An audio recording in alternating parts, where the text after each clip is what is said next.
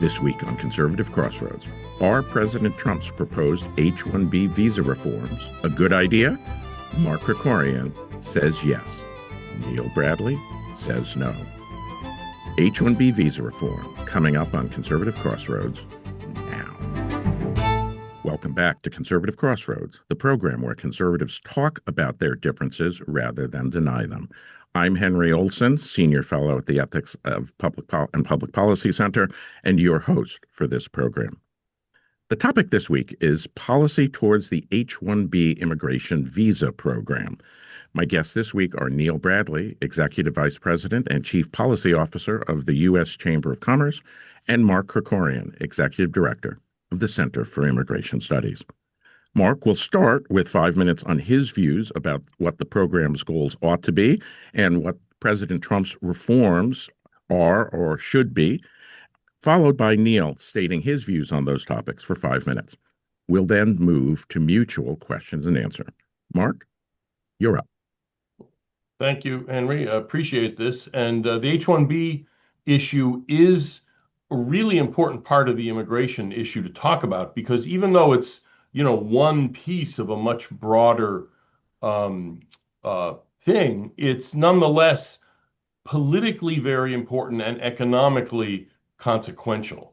The way it's been sold to people, this is the way, the political underpinning or premise of the program is that it's a small temporary worker program for the best and brightest, for employers to be able to hire people who are, unique skills and plug them into specific slots that their firms need.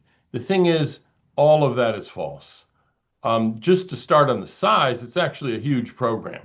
There's a limit for each year of 85,000 new visas, although universities and nonprofits are exempt from any limit at all, so it's actually much higher than that. But it's also cumulative, because people are here and it adds up, and so there's well over 500,000 people here on H-1b visas, and there's a feeder program I'll mention in a second, which has another 300,000 maybe people in it. So, and they're concentrated in information technology and computer industry. So it's actually has an enormous effect on a vital sector of the economy. And one thing that I think people don't get is that it's not this standalone program. It's actually part of a pipeline of importing controllable labor, white collar controllable labor, that starts with foreign students. Some foreign students come here to study American democracy or French poetry or whatever, but a very large share are coming to study STEM topics. And by the way, and maybe we'll get to this later, crowding out Americans from STEM, young Americans from studying in STEM. So first you start as foreign students. Then when foreign students graduate, they very often sign up for what's called the Optional Practical Training Program, which sounds like it's supposed to be an internship thing, but it's actually a way of enabling former foreign students who've graduated, so they're not students, but masquerade as students. And if they majored in STEM fields, they have a 3-year work visa program. It's sort of an adjunct to H-1b, because people then in that OPT program are trying to get a petition sponsored for an H-1b visa, which can be, it's for 6 years, but if they're in the queue for a green card, which is the fourth step that people want, you get an H-1b in order to get a green card. If you're in the queue for a green card, that can be renewed. Your H-1b visa can be renewed indefinitely. So you could be here for 8, 10, 15, 20 years waiting for your number to come up. And so you're essentially a kind of indentured servant in all of those stages of it. And if these people really were best and brightest, if there really were at this point close to 1 million Einsteins from overseas, that might be a significant benefit to our economy, but they're not. Most H-1Bs are making less than the average wage in their occupation and region. There is And just to give one example, a couple of years ago, the average salary in computer-related occupations for everybody was 132,000 and change. H-1Bs in those same occupations averaged out to 99,000. So there's a significant wage benefit for employers. It is, in fact, cheap labor, let's face it. And this is why the president recently announced some reforms. People have heard of it. The one that got a lot of attention was a $100,000 entry fee for new H-1Bs coming into the country. It's kind of a half measure because it doesn't apply to people who are already here on some other visa who switch to H-1B. Um, it's better than nothing. The premise behind it, of course, is that if an employer really super values this person, and this really is a top person to fill a slot, they'll be happy to pay a fee like this. But like I said, it's of limited utility because it doesn't apply to people who are here, say, as students or on OPT or something else. And it doesn't apply to other ways of importing workers. There's other visas. There's a whole alphabet soup, L1s, for instance. And it's a one-time thing, so you renew and it doesn't, you don't pay the fee when you renew it. So it's better than nothing, but it's a half measure. And the other thing the administration has done is change the way they select among the many applications for H-1Bs. Companies submit applications. There's always more than there are visas available. So they do a lottery. Literally, the way it's been done is a random lottery. It's insane. The administration made it a little less crazy by turning it into kind of a raffle ticket system, where if you're offering the wages that are in the top 25% or the top category rather of wages for that job in the area that you want a person, you get 4 raffle tickets basically. If you're offering wages that are in the second tier down, you get 3 raffle tickets and so on. I don't know why the people paying the lowest wages should even be allowed to participate in the lottery, but the administration, for whatever reason, decided that was a good idea. So again, like the $100,000 fee, it's a half measure. It's a move in the right direction, but it's going to be of relatively limited utility. We need to have much more significant reforms.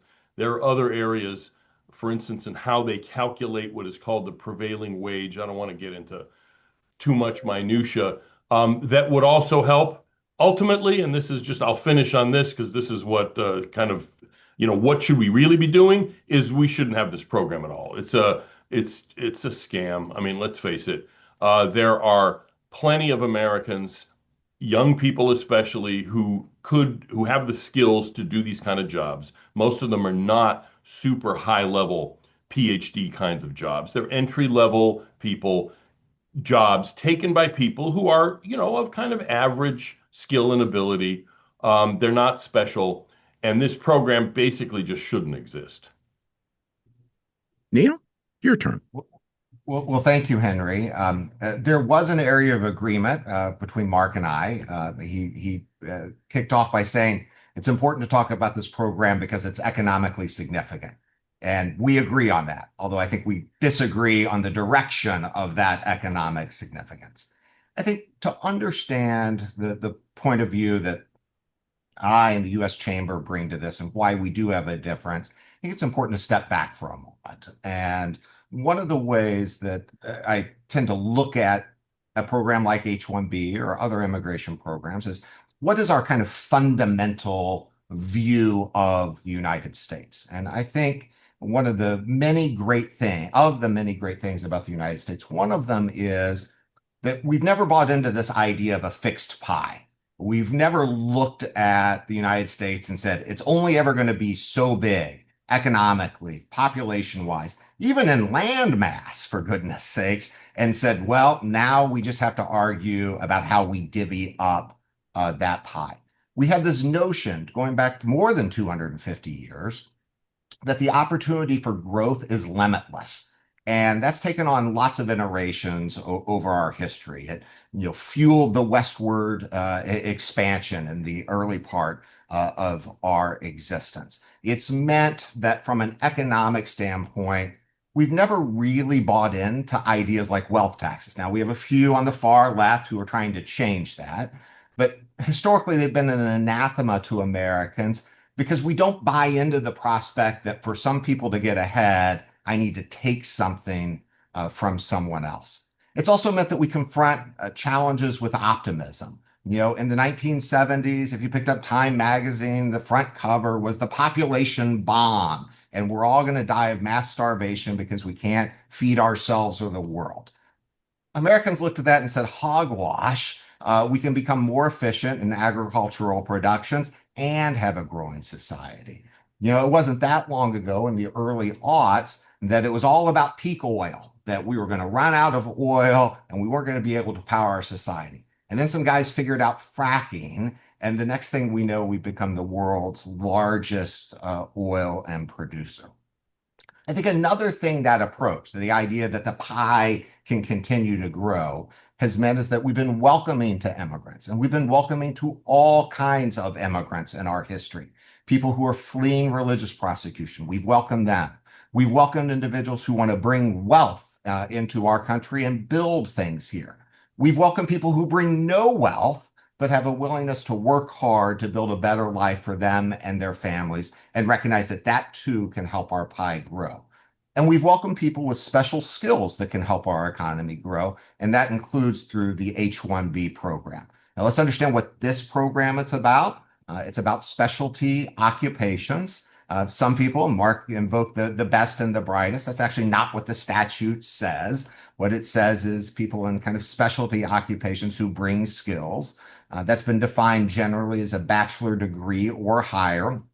About nearly half of those who come in have actually a master's degree or higher.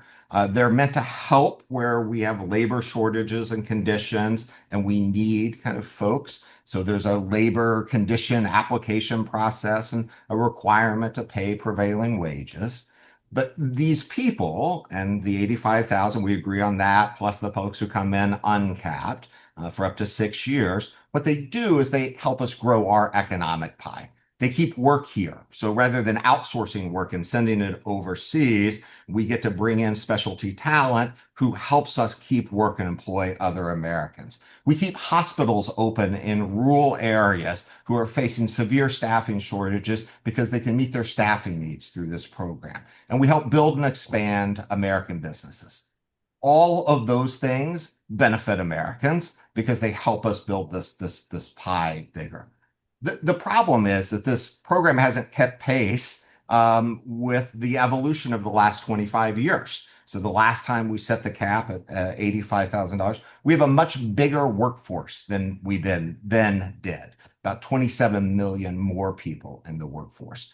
Back then, we used to have more job openings, or excuse me, more people looking for work than we had job openings. Today, it's pretty routine to actually have more job openings than we have people looking for work. It hasn't kept pace with the demographic challenges that we're facing. The Congressional Budget Office estimates in the year 2030, absent immigration, the American population will start declining for the first time ever. We've done nothing to adjust this program to deal with those challenges. The changes made by the Trump administration, the $100,000 fee, doesn't address any of those challenges. All it does is manage to push out small and mid-sized businesses. By the way, the administration's own estimate, 76% of unique employers benefiting from the system are small enterprises. Those small businesses can't afford that $100,000 fee. We're making them less competitive. We're picking winners and losers, if you will. Mark talked a little bit about the weighted lottery system, and we can get into the details of that. But he's right in the sense that it's addressing kind of this ridiculous problem that we distribute these things by lottery. Well, why do we distribute them by lottery? That actually isn't what Congress intended when it set up the program. We distributed them by lottery because we never adjusted that number, and the number of visas and the number of applications has far exceeded. The law says you're supposed to process them on the order they're received. But what happens when you get 200,000 applications filed simultaneously, dumped from the proverbial mailbox? That the lottery was created to try to address that. Ultimately, a better way of addressing it is modernizing the program, and that includes increasing these numbers of H-1B visas. Because if we do that, it's not going to take away part of the pie for Americans. If anything, it's going to make our collective pie bigger, and that benefits all of us. Well, there's going to be a lot to talk about here. So who wants to start off with a question for the other person? I'll start. So, Neil, one of the issues that has made H-1B so politically problematic, because this is something that really drives a lot of politics on the right, is the ability of employers to replace Americans with H-1Bs. This exploded into the news when Disney, a few years back, fired its entire American IT staff and brought in H-1Bs, and to rub salt in the wound, required the fired Americans to train their replacements, their H-1B replacements, as a condition of getting severance. And this has happened at literally hundreds of employers around the country. It's perfectly legal, despite the fulminations of certain congressmen to say that they're shocked to find out that Americans are being thrown out by H-1Bs. So, basically, I want to combine that with the fact that there's mass layoffs now in tech. So, how do you respond to the fact that this program, perfectly legally, can be used to fire experienced American workers who then have to train their often, frankly, not very skilled foreign replacements in order to do their own jobs? It is, in fact, literally replacing Americans. And how would, do you think Congress should fix that? Yeah, Mark, let me deal with a couple of the assumptions or premises that underlie that I disagree with. The first is that this is some huge political issue. Find any poll where H-1B visa programs, or frankly, any named visa program, kind of ranks in people's top concerns. I certainly haven't seen it in 25 years plus of doing this work. To the question of, how should we think about displacement? Let's start with the macro level. If you look at the macro level, you're actually not seeing large displacement. By the way, you're also not seeing massive reductions in IT sector kind of employment, and certainly not massive reductions in IT sector employment driven by the H-1B program. We're all going to see how AI shakes out of this, but I suspect it shakes out just like the personal computer did and the internet did. We're going to change how we operate and how we do work. Wouldn't have been that long ago that we couldn't have done this interview, this podcast from our respective offices. We'd have had to all get together in the same place. Changed how we work, doesn't change that we're getting together and debating these ideas. With respect to particular companies, I'll be the first to say if there's a bad actor out there, there are always bad actors. The rules should catch and punish that. That said, we shouldn't get confused all the time with correlation and causation. Sometimes what you have going on in an individual company is an effort to take a function that was performed internally and move that function externally. That results in displacement. All of us outsource services all the time. When you make that change, you might want to bring in different people because you need to supplement or you need to manage what you're doing here. And so that happens a lot and gets confused with direct one-to-one worker replacement. But rest assured, if there's direct one-to-one worker replacement going on here, I think this administration, and frankly, I think prior administrations, have plenty of tools to deal with fraud like that. Neil, what would you like to ask Mark? Yeah, Mark, I guess going back to basics here, how would you deal with our pending demographic challenges? If in the next 10 years, we'll have 8 million fewer people under the age of 25 than we have today. And we'll have 12 million more people over the age of 64 than we have today. By the way, thanks to medical advances, a lot of people like my parents who've retired or in that demographic are living a long and wonderful life, but they're consuming a lot of services. They're not producing services these days. The Congressional Budget Office says the population will start getting smaller absent immigration in the year 2030. How would you address these demographic challenges?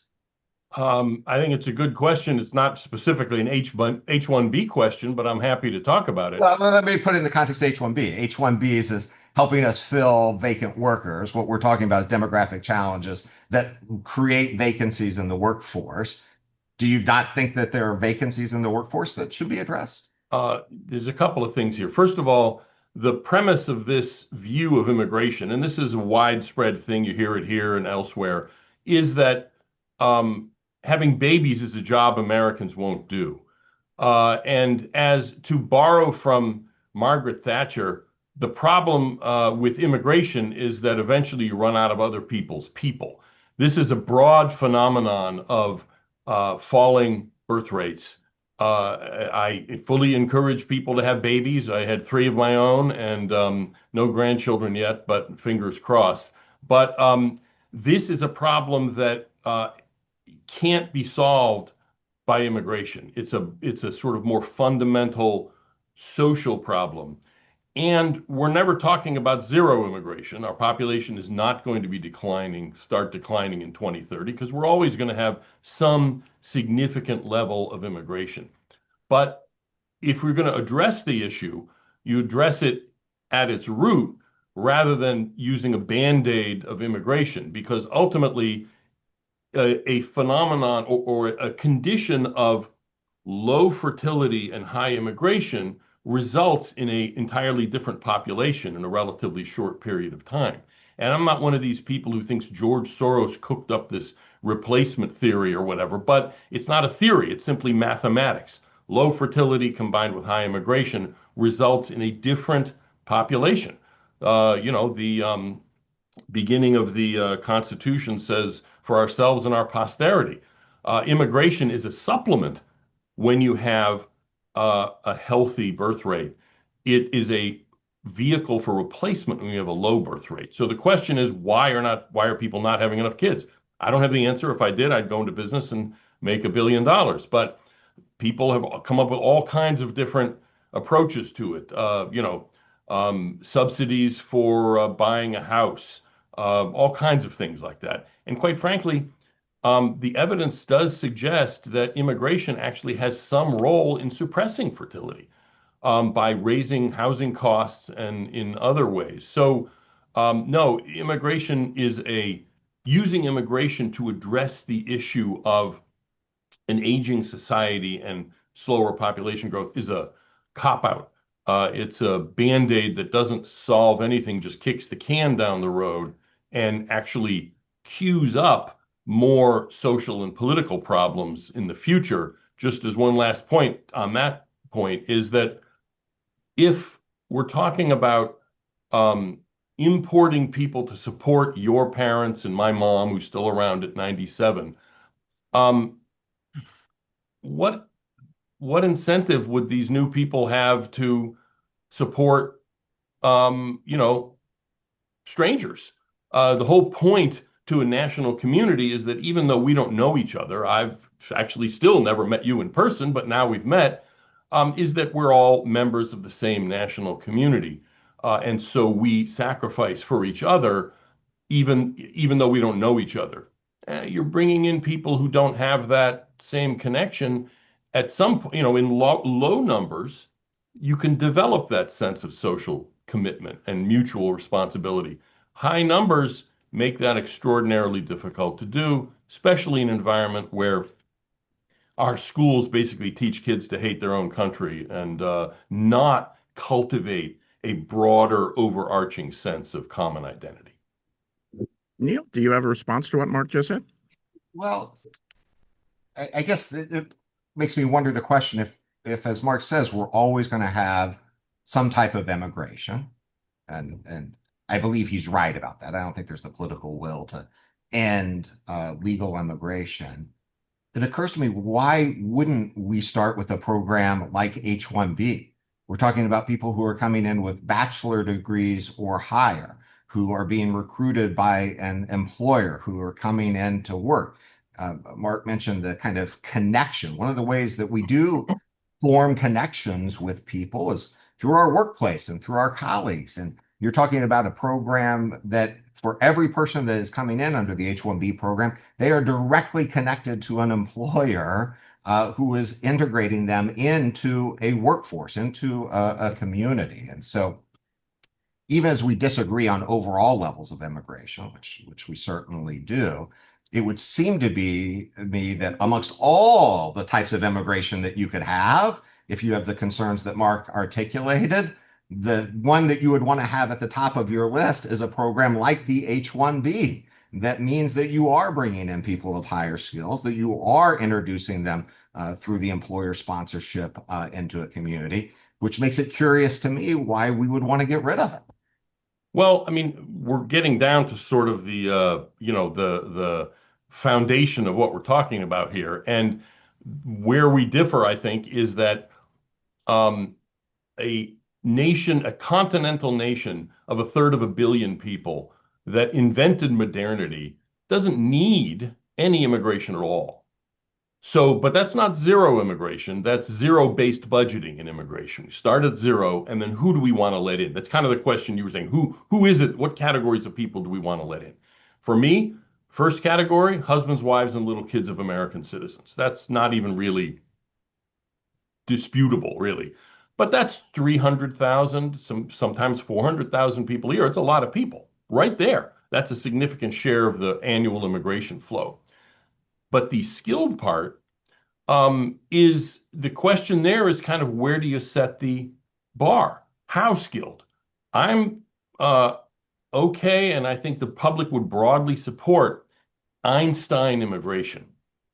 And that, frankly, is the way even the chamber has sold the H-1b program before the lawsuit you all filed against the admin about the $100,000 fee. You all said best and brightest, just like all the other advocates for mass immigration. Now the story has changed because if it was best and brightest, the $100,000 fee would make sense. I'm for letting in very high skilled people, top people on the planet in their fields. Humanity doesn't produce that many Einsteins. And the H-1b program is a kind of Mickey Mouse way of importing low-skilled labor for IT under the guise of best and brightest.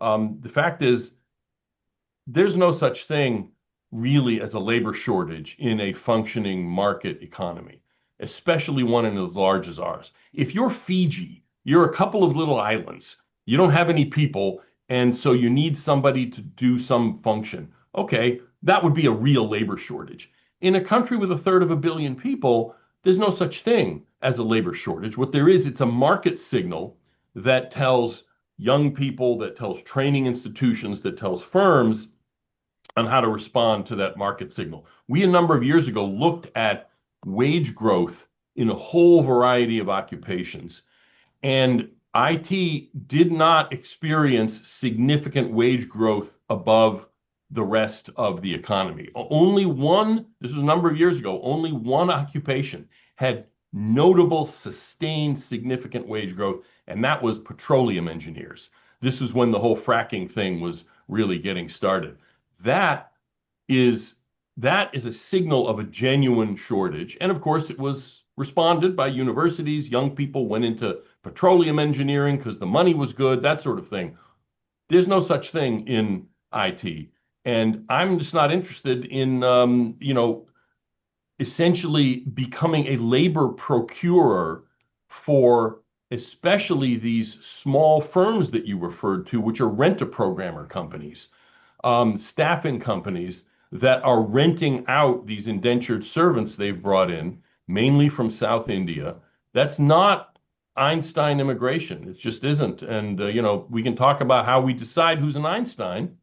I'm for just giving people an English language IQ test. You get 140, I'd drive to your house and give you a green card. We're not probably going to be doing that, but simplicity and streamlining, which you probably, I'm sure, would agree with, is the way to do it.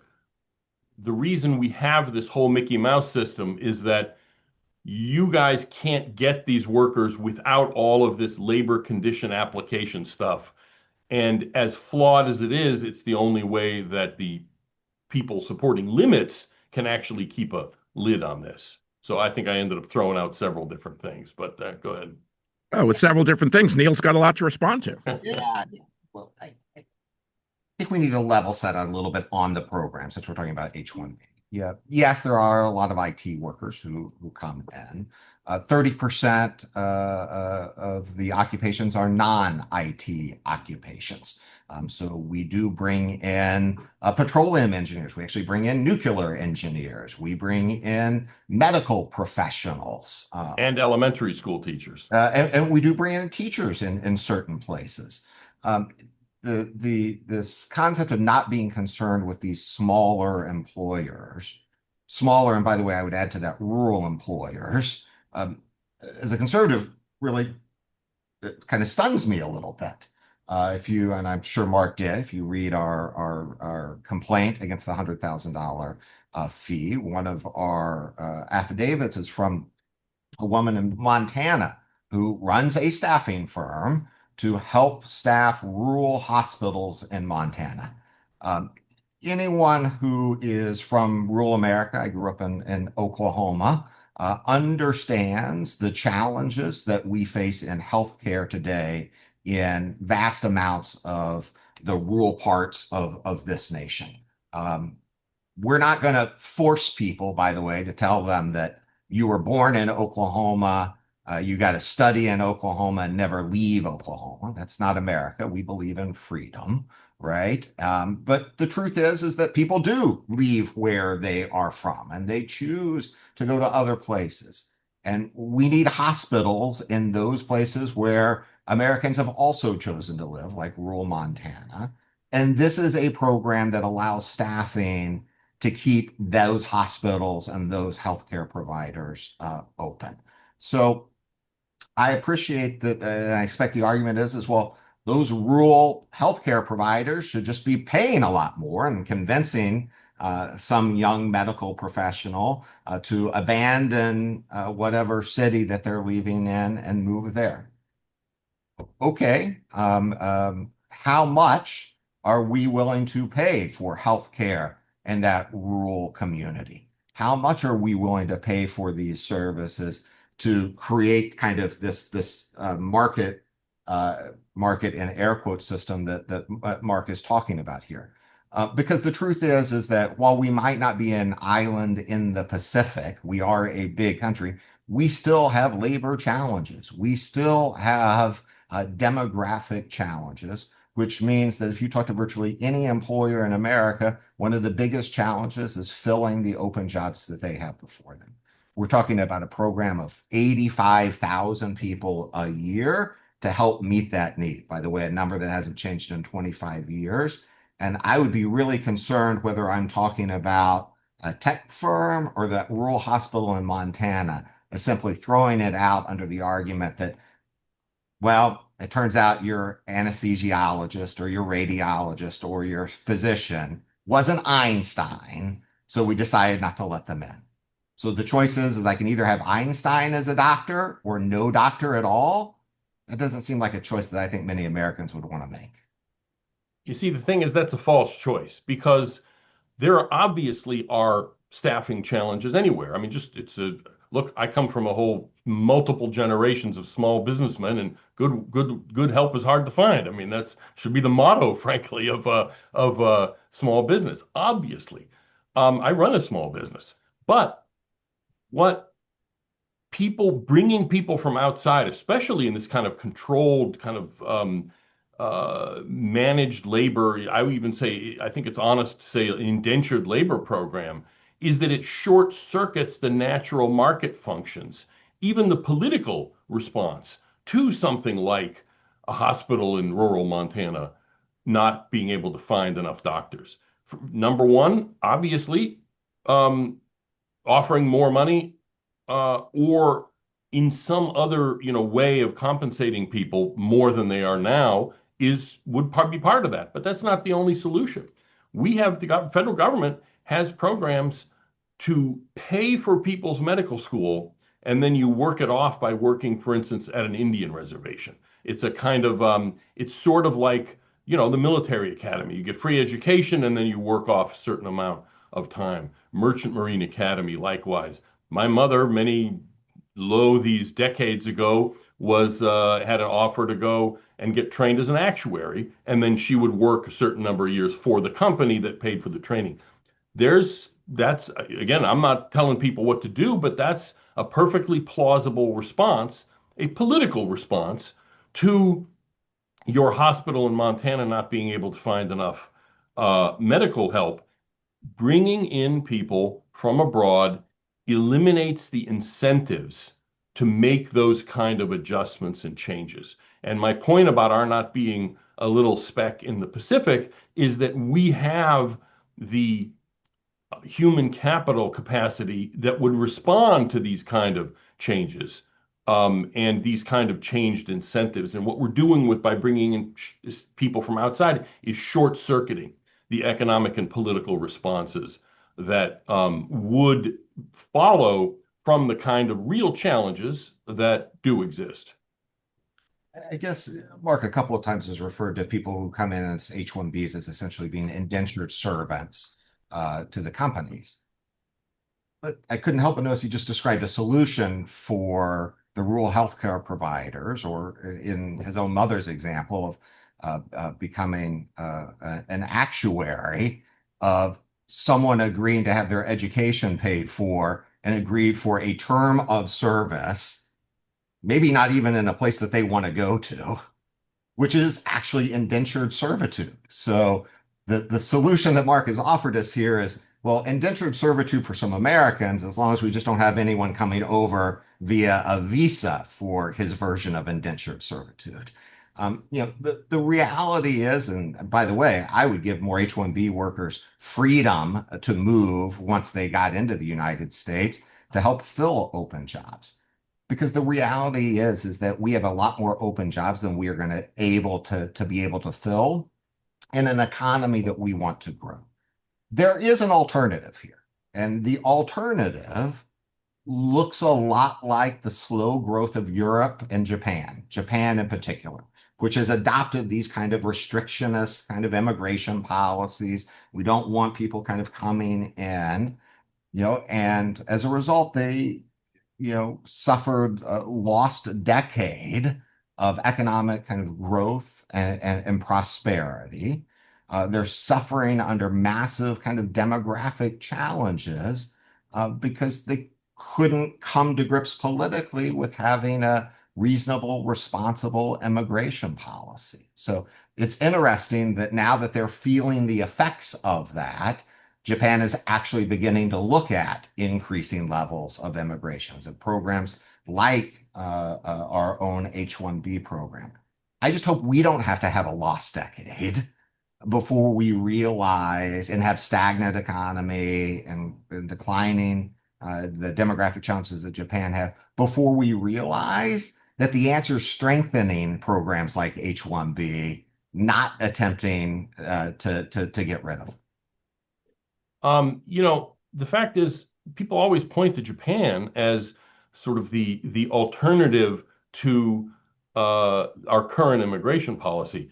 We're going to be taking in significant numbers of immigrants. Again, several 100,000 a year, even if I were being appointed to Senator Mullen's job as head of Homeland Security and got to decide anything I wanted. But the fact is Japan really that terrible? The Japanese don't seem to think it's terrible. The press for more immigration is not a new thing. Business interests have been implacable in pushing to open the doors to immigration to Japan, just to use that as an example, for decades. And the public doesn't want it. This is ultimately a political decision. And it was very interesting. Just a few months ago, the communist Chinese government proposed an H-1b style program, literally talked about it as modeled on H-1b, and that's the way it was reported in the press immediately. The Chinese public, ordinary people, said, hell no. And actually, the government, walked it back. They stopped it. This is ultimately not just an economic decision based on the interests of individual firms. This is a political decision that the nation as a whole needs to take. And H-1B, and if we want more skilled workers, I would not want to do this, but if you want to do it, just raise the number of green cards for those categories and be done with it. In other words, because we have categories for skilled immigration, even that's a little too bureaucratized and Mickey Moused, but it's at least when those people come in, they get a green card. That's the end of the story until they, let's say do something illegal or whatever. But as far as the labor market goes, they're then, other than, working at the post office, they have they're free labor. If you're going to import labor, import free labor. I want to import less labor. You guys want to import more. The reason, and I made this point before, the reason we have not just H-1B, but all kinds of other things, L-1, all of this alphabet soup of visas, is because a streamlined system that let in few people is not something you would want. And a streamlined system that let in a lot of people is not what I would want. And so what we end up with is this bureaucratized system with all kinds of, frankly, kind of unrealistic and not very workable labor protections and all of this wage limit, wage floors and all that, because it gets to your desire to import some extra amount of workers, but politically placates the broader public in thinking that this is somehow not just, opening the doors of the labor market to people from abroad. So anyway.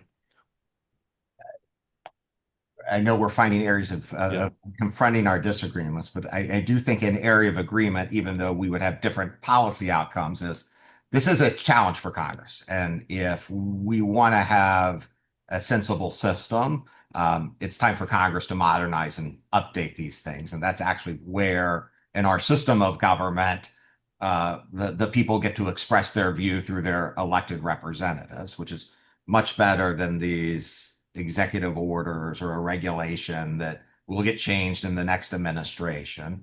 Let's have the real debate and kind of form the system. It's the other way of thinking about this a little bit is this isn't just a question of labor. These are people. Mark aptly described what he viewed as a pipeline, that people are coming here and they're studying. By the way, we've historically viewed people coming into our universities and studying, and whether they ended up remaining here or going back and taking what they've learned globally as a good thing. It's actually one of our American exports. It actually shows up in the export statistics. And then people becoming on going into an H-1b and then ultimately moving into potentially a green card. That's not a bad thing, right? It is a good thing. This isn't just a widget maker who is assembling a widget here. It's kind of what people hear sometimes when they describe labor. These are people who are coming to the United States of their own volition, like I dare say all of our ancestors did, because they see an opportunity to contribute and to establish their life and their family here. And I don't know how. I'm grateful that whoever came before my ancestors didn't draw up the bridge when they were done, because if we're drawing up the bridge now, including through this program, there's lots of other people who have incredible skills and talents to contribute to our country who will never make it here. And so there's an interesting thing about these folks who come in on H-1Bs. Turns out in the last 20 years, their wages have actually, because they're contributing and helping grow companies, actually outpaced the nominal median wage growth for all workers. Turns out that they're more likely to start a new business. They may not all be Einsteins, but many of them are entrepreneurs. And entrepreneurs, like small business owners, fit really well into the fabric of America. And I think we ought to be looking at how we can add more people to that fabric. I think, I mean, we're getting, Henry can tell us when we're going to be pulling the plug, but we're getting toward the end, and I think now we're getting down to sort of, again, the foundation of the debate. And so my question would be, do you support any numerical limits on immigration, or should immigration be numerically unlimited? I'm not talking about terrorists. I'm not talking about criminals or people with diseases. I'm talking about, should there be numerical caps? And I mean real caps. I don't mean, okay, next year the demand is higher, and so we'll just increase this arbitrary number we made up. Should there be a limit on immigration so that even if it's 10 million people a year, Mr. 10 million and one, who's perfectly good guy, is not a criminal, calls his mother every Sunday, but we're tracking him down, arresting him, and deporting him, even if he's working for Intel doing programming? Absolutely. There should be a numerical limit. We should, in our opinion, my opinion, should be much higher than it is today. By the way, we shouldn't go 25 years without revisiting whatever the numerical limit is. Things change, situations change, economies change.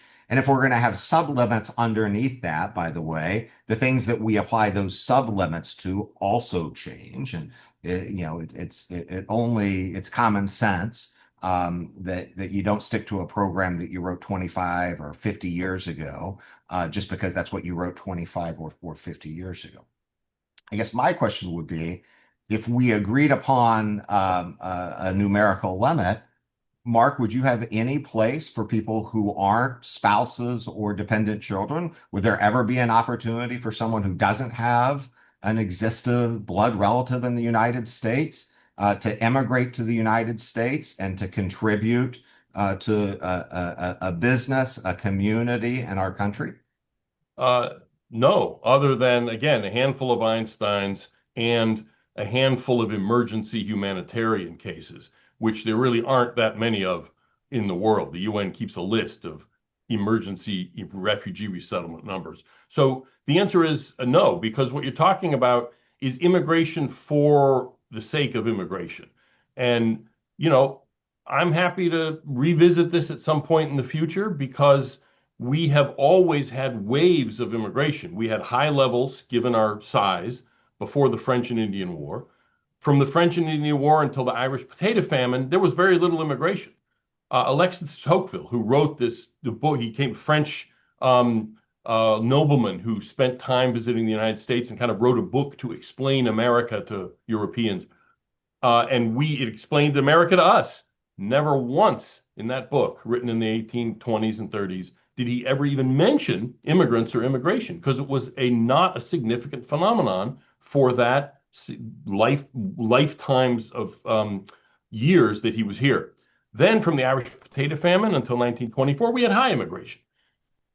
Then for 40 years, really 50 years almost, we had low immigration. Now in other words, there's waves.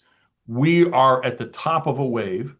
We have the highest percentage of foreign-born ever recorded in our population. Not just number. Number you would expect would be bigger. Highest percentage ever recorded. No indication that it will go down absent a change in policy.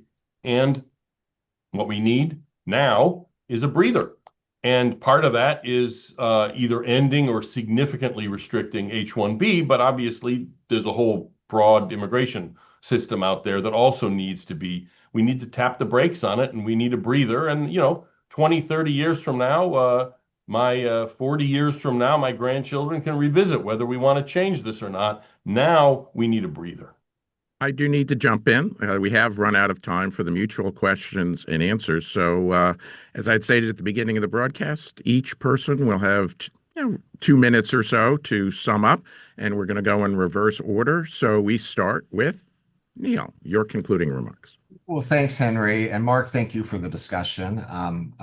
we do have differing views on this. And the great thing about this program and the great thing about our country is that we get to debate those ideas kind of openly and publicly and not shy away from them. At its core, we have differences on the function of the H-1b program and the practical mechanics of it. I think what we've discovered is that the root of those differences is a more fundamental difference, and it's a fundamental difference about the level of immigration that we should have and the types of immigration that we should have. And so I profess zero confidence in my ability to prejudge who the next Einstein is going to be. I suspect none of us have the great ability to do that. I do profess great confidence in believing that we are a society and an economy that can welcome all kinds of people who bring various and different skills and who help contribute and shape their employer, their community, and their society. The fundamental problem with the H-1b system isn't the mechanics of it. Those can always be improved. The fundamental problem is that we've capped this thing for 25 years and it's failing to meet the needs, and they seize the opportunities from a lot of really skilled people around the country who see a future coming here and building a career and growing American society. And to end where I began, those are the kind of people who help us make the pie bigger. And I want to continue living in an America where we're focused on making the pie bigger, not figuring out how we divvy it up because it's fixed and can never grow. Mark, have the last word. Neil is right in the sense that H-1b is kind of what they call an epiphenomenon. It's a superstructure of the basic issue of immigration. What do we want in immigration? And I think we really need to have a debate on that kind of question. That's why this has been useful. I wish Congress would have that kind of debate. But unfortunately, the way it works in politics is that those who have the most intense interest and the most to benefit or lose are the ones who make their voices heard, pressure their congressmen, pressure regulators, and are more likely to get their way. And that's what we've seen for H-1b is that the firms that benefit from it significantly and their lobbyists really care about it in a way that the broader public doesn't as much, although we're seeing a change on that because H-1b gores the ox of Americans who have the ability to make their views heard in a way that, for instance, somebody, a carnival worker whose job is taken by an H-2b visa, a different category, doesn't have that capacity. People who are affected and harmed by the H-1b visa are increasingly able to make their voices heard, which is unique really for the people suffering from the consequences of this particular program. So I think you're going to see this debate continue and maybe get more intense as you have actors on both sides that really are concerned, can make their voices heard, and that's what gets political discussion, productive political discussion going. Thank you, Neil. Thank you, Mark. And thank you, listeners. Join me, Henry Olson, in 2 weeks on Conservative Crossroads for discussion about whether the federal government should have a formal industrial policy. Take care.